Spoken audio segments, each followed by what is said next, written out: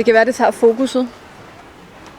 Godmorgen og velkommen til Hængstekåren 2013 og velkommen til Ungshestechampionatet dressur. Bedømmelse i gangarter under egen rytter.